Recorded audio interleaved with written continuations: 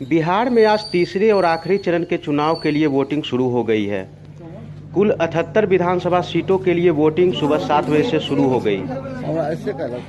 तीसरे चरण के चुनाव के लिए कुल 2478 मतदान केंद्र बनाए गए हैं। 17 लाख से ज़्यादा मतदाता अपने मताधिकार का प्रयोग करेंगे। तीसरे चरण में जिन जिलों की विधानसभा सीटों पर वोट डाले जा रहे हैं वहां कंट्रोल रूम भी बनाया गया है। इस कंट्रोल रूम में प्रत्येक जिला में अधिकारी की प्रतिनियुक्ति भी की गई है। साथ ही वेब कास्टिंग की भी व्यवस्था की गई है। सभी बूथों पर सेंट्रल फोर्सेस के साथ साथ बीएमपी के जवानों को भी लगाया गया है। साथ ही नदी इलाकों में घुड़सवार दस्ते और एनडीआरएफ की विशेष तैनाती की गई है। तस्वीरों में आप देख सकते हैं कि बूथों पर जवान मौजूद हैं। बूथों को सजाया भी गया है। आदर्श मतदान केंद्र भी बनाए गए हैं।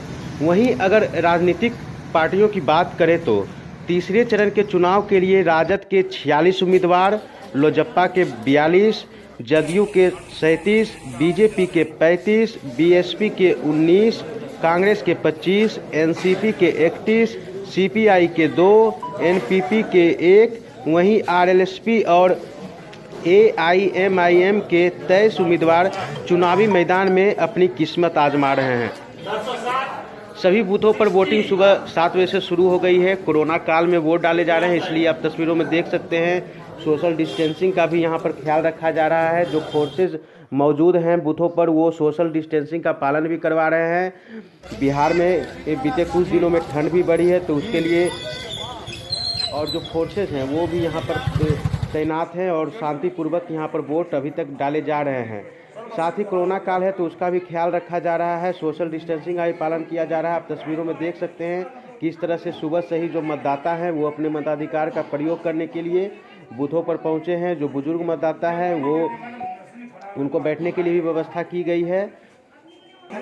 और देखना है कि तीसरे चरण के चुनाव में वोटिंग परसेंटेज क्या होता है। जैसा कि जो 2 चरण का चुनाव बिहार में संपन्न हुआ है उसमें जो वोटिंग प्रतिशत है उससे ज़्यादा होता है वोटिंग प्रतिशत या उससे कम होता है, ये देखने वाली बात होगी। चुनाव आयोग ने पूरी तैयारी की है।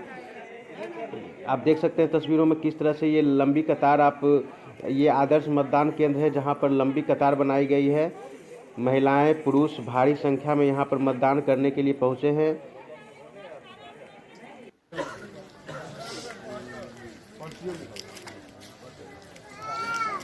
ये दूसरा नज़ारा देखिए आप, जो बूथ हैं उसके बाहर भारी संख्या में मतदाता कतारबद्ध हैं अपने मताधिकार का प्रयोग करने के लिए।